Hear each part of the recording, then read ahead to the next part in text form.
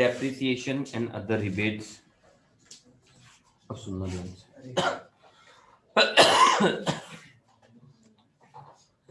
IMP इसलिए chapter most IMP इसलिए क्योंकि एक्चुअली इसका स्कोप सबसे बड़ा है। स्कोप अब लॉजिकल बताता हूँ, 5 हेड बोलता हूँ। Salary, house property, BNP, capital gain and other sources. तो सबसे बड़ा स्कोप किसका होता है? बिजनेस का। बिजनेस का क्यों? अदर सोर्सेस ठीक है ना, अदर चीज आ जाएगी, पर अदर चीजें भी एक बार लिमिटेड है, बट बिजनेस लिमिटेड है क्या? बिजनेस की एक्टिविटीज, बिजनेस के ट्रांजैक्शंस वो लिमिटेड है क्या? हर जगह पे हर बिजनेस की कैटेगरी वाइज अलग अलग तरह के एक्सपेंसेस होते हैं।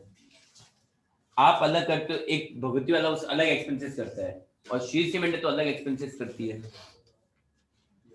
70% पर्सन के अंदर तो सैलरी हेड ही नहीं बनता है। सैलरी हेड केवल इंडिविजुअल का होता है, केवल इंडिविजुअल का। बाकी आपके 3 असेसमेंट के चैप्टर है लास्ट में। आपके लास्ट में 3 असेसमेंट के चैप्टर है, ठीक है। 3 असेसमेंट के चैप्टर कौन कौन से हैं? एक assessment of individual, assessment of HUF, assessment of firm, ठीक है। तो उन सब में आपके 5 हेड मिक्स होके आते हैं। उन सब में क्या होता है? 5 हेड, मतलब पूरा जो अब तक आपने इनकम टैक्स पढ़ा सारा उसके अंदर एक साथ आता है। द पॉइंट इज उसमें भी केवल इंडिविजुअल के अंदर ही सैलरी हेड आता है, बाकी एचयूएफ या फर्म के अंदर सैलरी हेड ही नहीं बनता है। तो ये तो रहा सैलरी का स्कोप। स्कोप बड़ा किसका है? बीएनपी का। तो उसलिए इस चैप्टर को 2 पार्ट में डिवाइड किया है। पहले डेप्रिसिएशन एंड अदर रिबेट्स। इस चैप्टर में से कुछ आए या नहीं आए, पर जो अगला चैप्टर है 7th बिजनेस एंड प्रोफेशन, वो पूरा इस पे बेस्ड है। मतलब ये गया तो वो चैप्टर के कुछ पॉइंट तो आपको कभी समझ में आएंगे नहीं, वो बाउंस कर जाएंगे हमेशा। अब सुन के क्या लग रहा है? डेप्रिसिएशन तो है, कौन सी बड़ी बात है, 11 से लगा रहे हैं, बस यही प्रॉब्लम है। 11th से लेके अब तक जो आपने पढ़ा है, 11th से लेके अब तक जो भी आपने पढ़ा है उसको भूल जाओ, बिल्कुल दिमाग से निकाल दे दो, ठीक है। याद आएगा, अब आएगा, मैं बोल रहा हूँ ना, याद नहीं लेकिन अब आएगा। क्यों आएगा? क्योंकि जैसे दूसरी मेथड करेंगे तो पुरानी मेथड क्लिक करेगी। मैं बोलो अभी कुछ भी समझ ऐसे नहीं हो रहा है, अभी लग रहा है कुछ भी नहीं आता है, पर जैसे ही कुछ नई चीज लिखूंगा मैं तो पुरानी चीज स्ट्राइक करेगी। अब मैं एक वर्ड बोलता हूँ, WDV, WDV, return down value. आया दिमाग में, स्ट्राइक करा, अब कर रही चीजें। एक फॉर्मूला होता था cost minus scrap value upon में लाइफ, कर रही चीजें स्ट्राइक, तो वो चीज है। तो अब सबसे पहले क्या सुनना, डेप्रिसिएशन का मीनिंग क्या होता है? डेप्रिसिएशन का मीनिंग क्या होता है? Reduction in value of asset due to its use is called. आप किसी भी एसेट को यूज में लेते हो, उसके कारण जो उसकी वैल्यू कम हो जाती है उसको हम लोग क्या बोलते हैं? डेप्रिसिएशन, ठीक है। अब डेप्रिसिएशन कैसे लगाएं, क्यों लगाएं?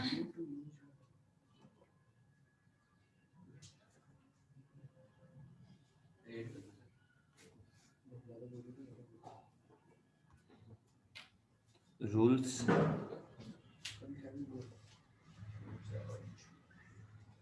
To charge depreciation, rules to charge depreciation. अब देखो सबसे पहला rule,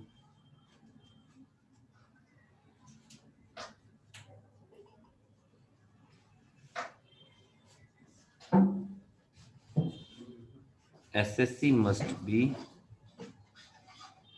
honour of that asset. केवल ऑनर ही तो डेप्रिसिएशन चार्ज कर सकता है, ठीक है। जैसे एक ऑनर है, ये एक बिल्डिंग है,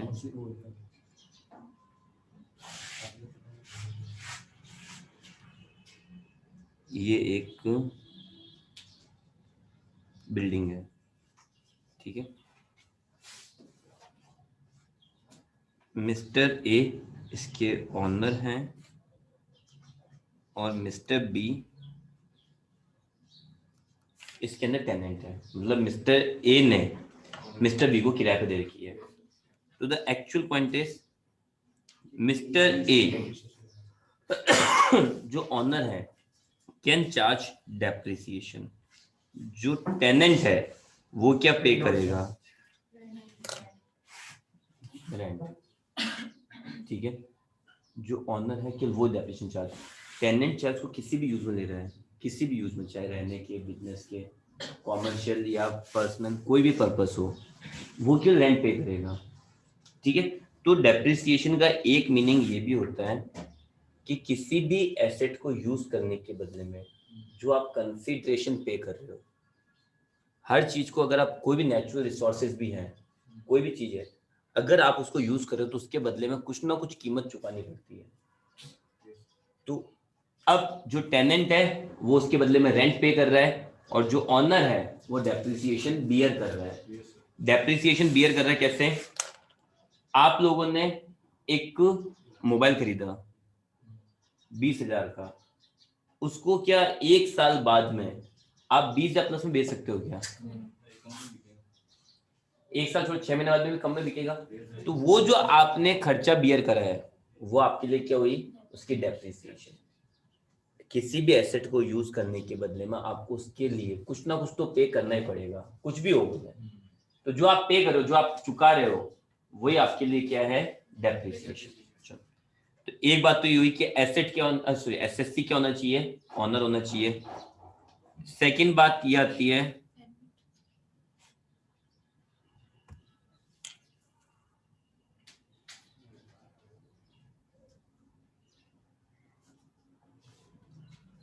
SSC must use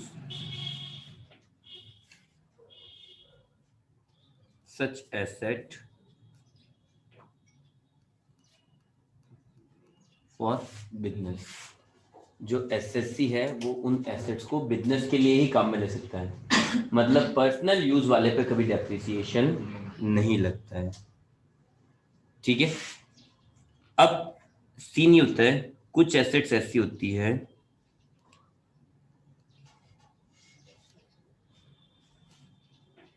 partly used for business and partly for personal. तो ऐसी सिचुएशन में क्या करना है भाई? इसने तो बोल दिया must be use for business, इसने तो ये बात डाल दिया पॉइंट। पर कुछ एसेट्स ऐसी भी होती है जिनका प्योर बिजनेस यूज नहीं हो पाता है, कुछ बिजनेस यूज होता है और कुछ पर्सनल यूज होता है। ऐसी बहुत सारी चीजें होती है। कार ले लो, कार बिजनेस ट्रिप में भी काम में आती है और पर्सनल ट्रिप में भी। ऐसा थोड़ा ना है कि अब मेरे फादर है, कार है तो बिजनेस के लिए कार अलग रखेंगे, घर वालों के लिए कार अलग रखेंगे। इतनी रेसी थोड़ी ना सबके पास में हो सकता है, बहुत से लोगों के पास हो, ठीक है। तो ये पॉसिबल नहीं है। मोबाइल है तो अब ऐसा तो ना ट्यूशन वाले फोन, ट्यूशन वाले कॉल्स के लिए अलग रखा मैंने और पर्सनल काम के लिए अलग। पॉसिबल है ये चीज? नियरली पॉसिबल नहीं है। मतलब एक रेगुलर पर्सन के लिए, अब आप बोलो रईस ज्यादा कोई है या किसी के सिचुएशन ऐसी है तो बात अलग है। बाकी एक ओवरव्यू की बात की जाए तो ये चीजें पॉसिबल नहीं है, सबके लिए होना चाहिए वो। आपको बोले मेरे तो दोस्त के पास ऐसा है तो वो अलग बात है, एक्सेप्शनल हर जगह होता है, ठीक है। तो आगे, तो SSC must use such asset for business. लेकिन अगर ऐसी सिचुएशन है कि कोई एसेट कुछ तो बिजनेस में काम में आ रही है और कुछ पर्सनल काम में आ रही है, तो in such case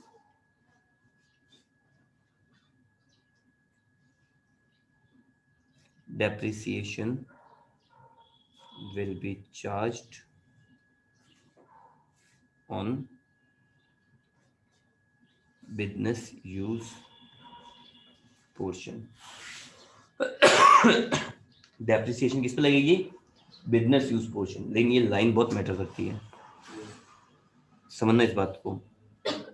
depreciation will be charged on business use portion, मतलब हमेशा आपको बिजनेस यूज का पोर्शन निकाल के फिर डेप्रिसिएशन लगानी है। ऐसे सुनिए, आएगी, एक एग्जांपल समझाता हूं। एक बिल्डिंग है आपके पास में ऑफ ₹5 लाख, और इस पर डेप्रिसिएशन लगानी है एट द रेट ऑफ 10%, और आपको ये बोलना है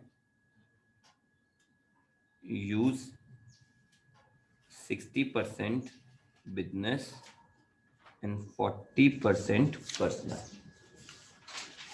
तो अब कुछ लोग गलती से क्या करते हैं, जैसे बिल्डिंग की वैल्यू है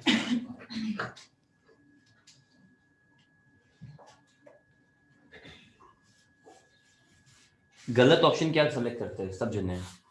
बिल्डिंग की वैल्यू 5 लाख थी, मैंने अभी आपको क्या समझाया, डेप्रिसिएशन किस पे लगेगी? बिजनेस वाले के ऊपर। तो अब लोग गलती से क्या करते हैं, भाई 5 लाख की बिल्डिंग है, बिजनेस यूज कितना है? 60%। तो सीधे यहाँ पे बिल्डिंग ही 5 लाख का 60% 3 लाख। अब आगे जैसे less depreciation at the rate of 10% first year की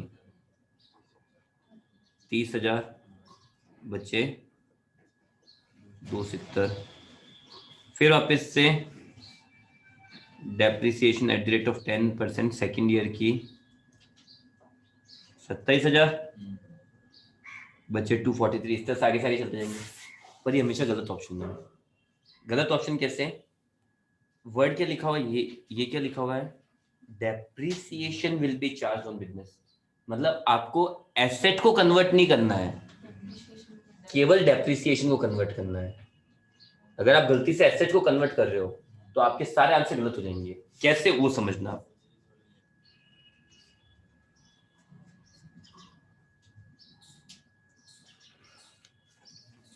मैं बिल्डिंग पूरे 5 लाख की ही रखूंगा, केवल और केवल डेप्रिसिएशन कन्वर्ट करूंगा। 5 लाख, उसका 10% कितने महीने का, सॉरी बिजनेस यूज कितना है? 5 लाख 10% 60%, ठीक है। तो चलो लगाओ डेप्रिसिएशन, कितनी आ रही है? अब आप बोलोगे सर इससे क्या फर्क पड़ा, देखो दोनों सब सेम ही तो डेप्रिसिएशन आई है। हमेशा फर्क पड़ना सेकंड से स्टार्ट होता है, फर्स्ट में कभी फर्क नहीं पड़ता है। लेस डेप्रिसिएशन 4,70,000, 10% तो उसका 60%। तो आपके इसमें कितनी आ रही थी, आई कितनी, आई बात समझ में? तो हमेशा डेप्रिसिएशन को कन्वर्ट करना है, एसेट को नहीं। हमेशा किसको कन्वर्ट करना होता है? डेप्रिसिएशन को प्रोपोर्शनेट करना होता है। अगर आप एसेट को प्रोपोर्शनेट कर रहे हो तो गलत हो जाएगा, क्योंकि ये क्वेश्चंस, ये पॉइंट्स आपके काफी सारे जगह पाएंगे, इसलिए पहले से क्लियर आउट कर रहा हूँ। तो भाई पहला एसएससी ऑनर होना चाहिए, ठीक है। फिर दूसरा एसेट बिजनेस यूज में आनी चाहिए, लेकिन अगर बिजनेस और पर्सनल दोनों है तो डेप्रिसिएशन को प्रोपोर्शनेट करेंगे, एसेट को नहीं। Point number 3, depreciation will be charged from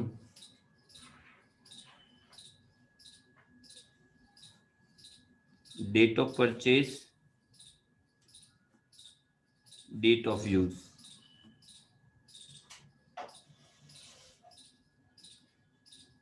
which ever is later, जो भी बाद में होगा। जैसे आपने परचेज तो की 2016-17 में, यूज में ली 17-18 से, तो डेप्रिसिएशन कब से लगेगा? 17-18 से। तो अब सबका पॉइंट क्या होता है कि यार नॉर्मल सी बात है, पहले हमेशा परचेज होगी बाद में यूज होगा, ऐसा जरूरी नहीं है। बहुत सारी सिचुएशन ऐसी होती है जहाँ यूज पहले होता है, परचेज बाद में। फॉर एग्जाम्पल, आपने कोई चीज किराए पर ले रखी है, आप उसको रेगुलर यूज में ले रहे हो, एक साल बाद आपको लगा कि नहीं यार ये तो बेटर ऑप्शन है, ये अपने लकी ऐसा कुछ है, और आपने उस जगह को खरीद लिया, तो यूज में पहले आने चालू हो गई थी और परचेज बाद में हुई है। ऑप्शन ये होता है, ऐसा नहीं कि तो पॉसिबल ही नहीं है कि पहले यूज हो जाए, यूज पहले हो सकता है। बहुत सारी चीजें ऐसी होती है जिनको हम लोग पहले यूज में लेते हैं, बाद में परचेज कर लेते हैं। आई बात समझ में? हाँ, चांसेस ऐसे कम है बट है। तो इसलिए रूल क्या है, डेप्रिसिएशन चार्ज होगी डेट ऑफ परचेज और डेट ऑफ यूज, दोनों में से जो भी बाद में होगा। ओके, तो तीनों पॉइंट समझ में आ गए। 3 रूल है, ऑनर होना चाहिए, बिजनेस यूज होना चाहिए, और डेट ऑफ परचेज और डेट ऑफ यूज जो भी बाद में होगा। ठीक है, लेकिन अब एक छोटा सा चेंज ये है कि जैसे पहले तो हमें क्या मेथड या रेट दे रखी होती थी 11th में, जो आपने डेफिनेशन समझा होगा, लास्ट जब भी आप डेप्रिसिएशन लगाते होंगे कॉर्पोरेट वगैरह में, इन सब में आती थी डेप्रिसिएशन। तो नहीं आती, ऐसा तो पॉसिबल ही नहीं है, सब में आती थी, गुडविल के चैप्टर में आ जाती थी, सब में डेप्रिसिएशन हल्का फुल्का इसीलिए था पॉइंट। तो अभी को भूल ही जाओ, ऐसा नहीं था। लेकिन डेप्रिसिएशन की रेट लिखी रहती थी, इस पर 10% एसएलएम से लगाओ, इस पर 15% डब्ल्यूडीवी से लगाओ, रेट हमेशा लिखी रहती थी। पर अब यहाँ ऐसा नहीं है, रेट आपको याद रखनी पड़ेगी। ठीक है, फर्स्ट टॉपिक,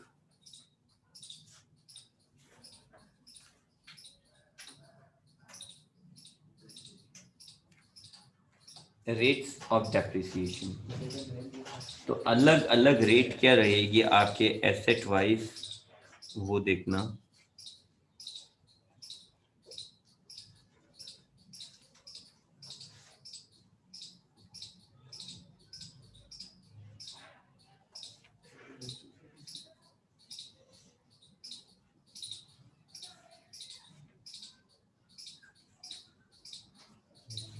चलो,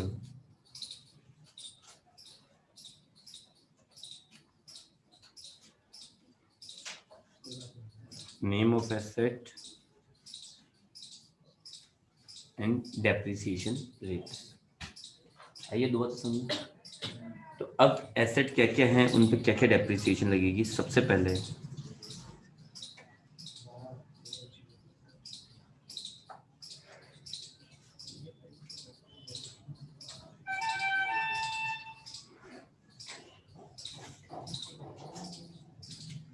रेजिडेंशियल बिल्डिंग फॉर एम्प्लॉयज। सबसे पहले रेजिडेंशियल बिल्डिंग फॉर एम्प्लॉयज, तो उस पर रेट है आपके 5% फिक्स है। रेजिडेंशियल बिल्डिंग तो होनी चाहिए, पर किसके लिए? केवल एम्प्लॉयज, खुद के लिए तो कुछ नहीं लगेगी। ठीक है, तो उस पर रेट क्या है? 5%।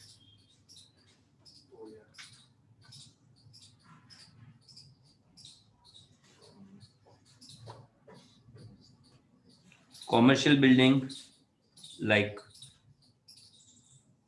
ऑफिस, फैक्ट्री, होटल एटसेट्रा, तो इन सब पे रेट है 10%। फिर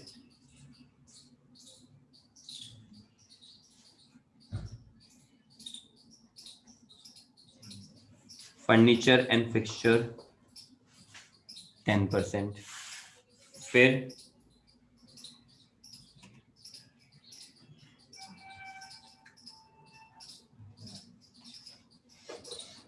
प्लांट एंड मशीनरी 15%। तो residential building for employees 5, commercial building 10, furniture and fixture 10, plant and machinery 15, फिर कार 15। लेकिन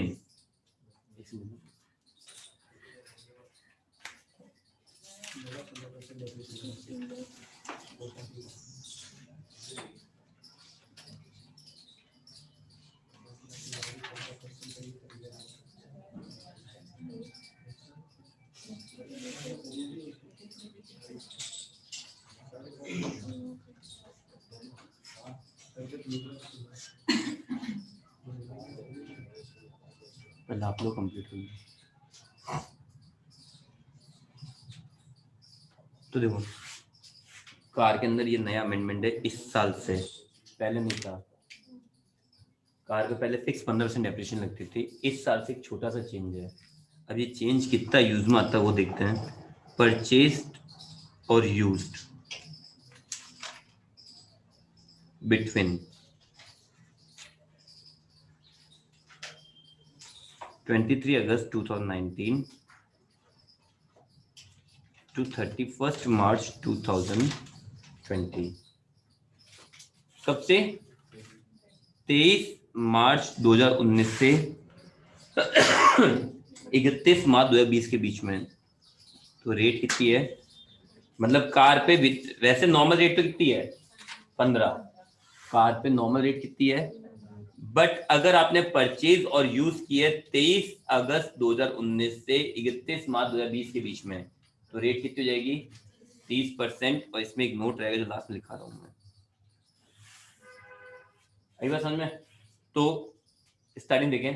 residential building for employees 5%, commercial building 10, furniture fixture, plant and machinery और car वैसे तो 15 है, बट अगर आपने परचेज या यूज की है 23 अगस्त 19 से 31 मार्च 2020 के बीच में, तो रेट हो जाएगी 30%। ठीक है। उसके बाद में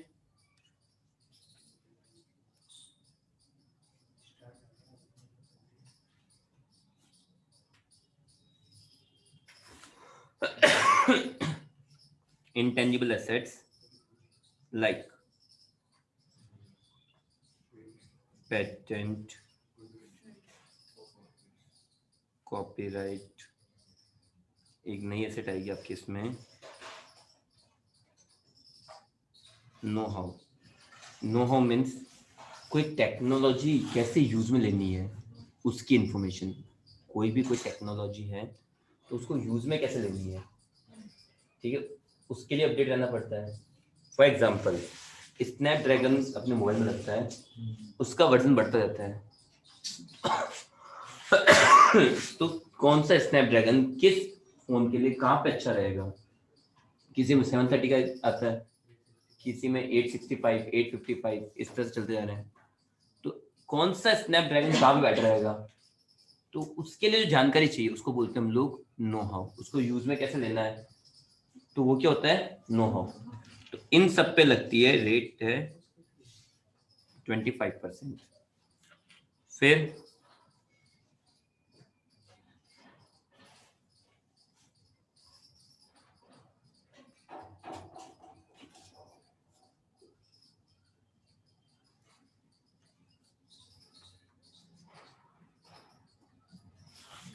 कंप्यूटर ये एक लिख लो, जो चेंज हुई ना रेट वो लिखा रहा एक्चुअली, वो काम में नहीं आएगी अभी तक, किसी क्वेश्चन में तो नहीं है वो। टैक्सीज, जो टैक्सीज वगैरह होती है, ठीक है, इसको यहाँ पे इनकम टैक्स की लैंग्वेज बोलते हैं car used for hire business. मतलब आप कार को हायर करो, जैसे ओला कैब हो गई, उबेर हो गई, तो इन सब के लिए वैसे रेट है 30%। ठीक है। बट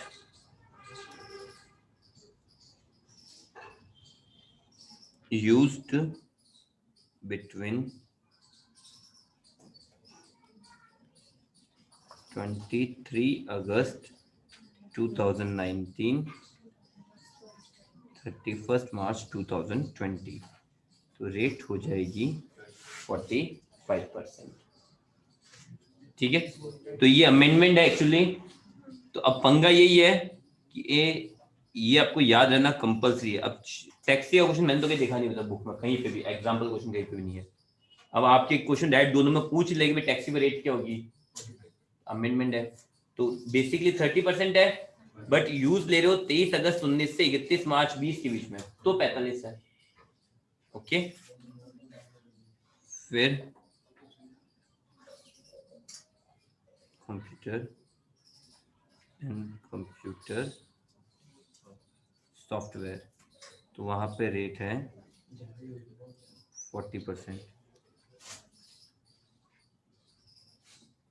ठीक, कंप्यूटर एंड कंप्यूटर सॉफ्टवेयर पे 40%। बुक्स है तो बुक्स पे 40%। फिर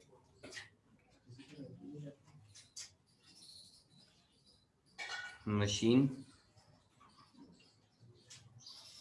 या इक्विपमेंट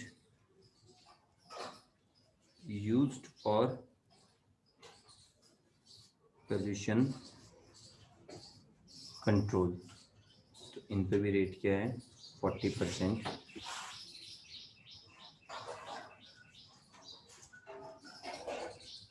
देखो मेन चीजें तो ये है जो आपके प्रैक्टिकल में काम में आएगी,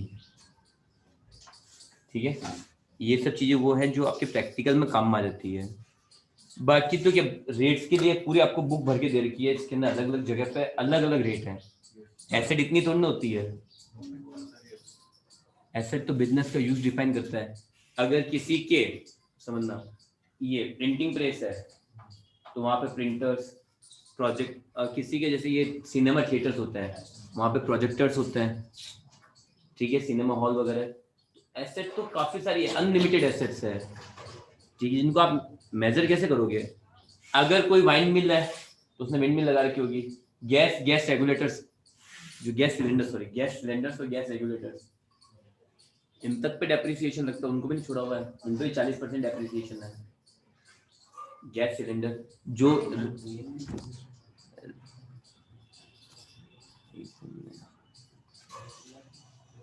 ऐसी इतनी सारी एसेट्स है जिसकी कोई लिमिट नहीं है, ठीक है।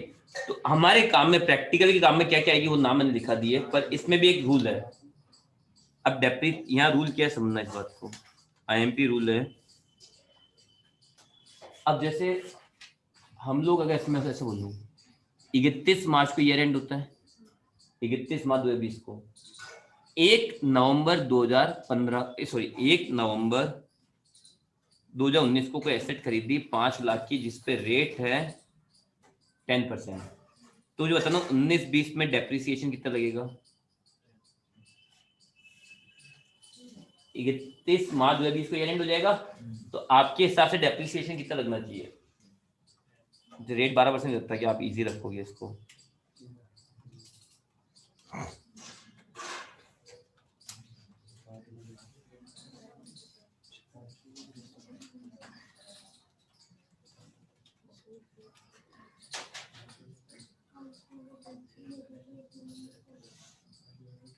कितना आ रहा है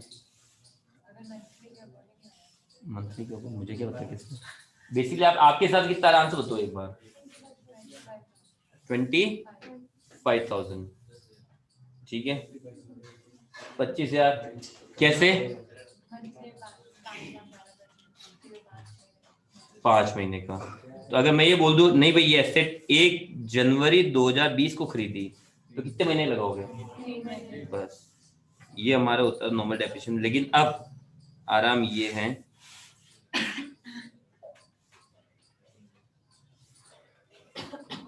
एक asset used for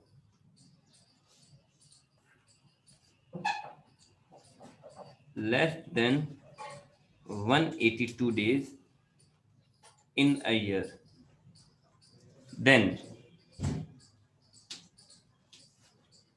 rate of depreciation will be half। Hindi में लिखूं, अगर संपत्ति वर्ष में 182 दिनों से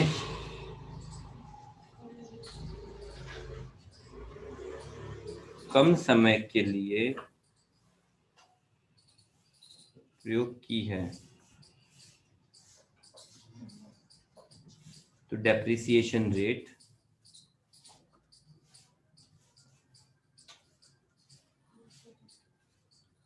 पर ये नोट कभी भी समझ में आया ऐसा नहीं है।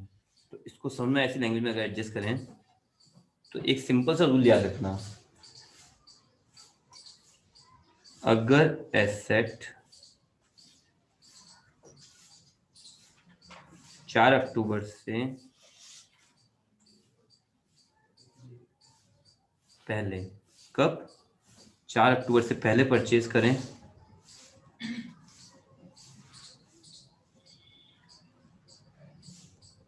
तो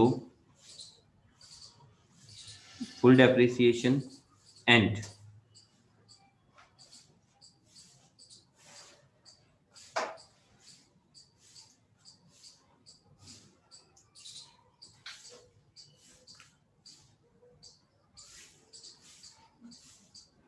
कोई मंथ का ध्यान नहीं रखना है। 4 अक्टूबर है तो देखो आपने 4 अक्टूबर से पहले परचेज करी, कभी भी मतलब अगर आपने एसेट परचेज की है 1 अप्रैल 19 से लेके 3 अक्टूबर 19 के बीच में कभी भी, तो फुल डेप्रिसिएशन लगानी है आपको। कोई मंथ का ध्यान नहीं रखना है। मतलब अगर रेट 10% है तो आप 1 अप्रैल को खरीदो तो भी 10% लगेगी, 1 मई को खरीदो या 1 अक्टूबर को खरीदो तब भी 10% डेप्रिसिएशन पूरी लगेगी। मंथ्स का ध्यान नहीं रखना है। और वहीं पे आपने 4 अक्टूबर 19 से 20 के बीच में खरीदा तो रेट हाफ हो जाएगी। अगर आपने 30 मार्च को खरीदा, 30 मार्च को, जैसे 1 लाख की एसेट है, आपने 30 मार्च को खरीदी, 10% रेट है तो 1 लाख का 10%, 10,000 उसका हाफ, 5,000 डेप्रिसिएशन लगेगी। मतलब अब आप एसेट को 4 अक्टूबर को खरीदोगे तब भी 5,000 डेप्रिसिएशन है और 30 मार्च को खरीदो तब भी 5,000 डेप्रिसिएशन है। मतलब मंथ का ध्यान ही नहीं रखना आपको, बस डेट का ध्यान रखना है कि 4 अक्टूबर से पहले है या 4 अक्टूबर के बाद है। ठीक है, इसके बाद में नेक्स्ट क्लास 5 में हम लोग नेक्स्ट क्लास स्टार्ट कर रहे हैं।